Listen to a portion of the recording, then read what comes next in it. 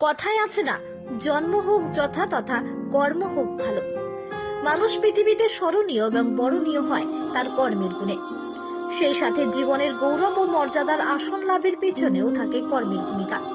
কর্মের দ্বারা মানুষ প্রতিষ্ঠা লাভ করে। এরকম এক ব্যক্তির কথা আজ আপনাদের কাছে বলবো, আমির শেখ। হ্যাঁ, সেই ব্যক্তি আমির শেখ মুরাদিপুর গ্রামের বাসিন্দা। যে সমস্ত শ্রমিকরা তাদের রাজ্যে পর্যাপ্ত পরিমাণে কাজ না থাকার কারণে আমাদের এখানে ধান কাটার কাজ করতে আসেন এবং তাদের সঙ্গে তাদের 6 মাস থেকে 1-1.5 বছরের বাচ্চাগুলোও নিয়ে আসেন। এদের কাছে থাকে না শীতের হাত থেকে বাঁচার জন্য কোনো ভারী শীতবস্ত্র। তাই তাদের কষ্ট কিছুটা লাঘব করার জন্য আমির শেখ এক মহান উদ্যোগ গ্রহণ করেন।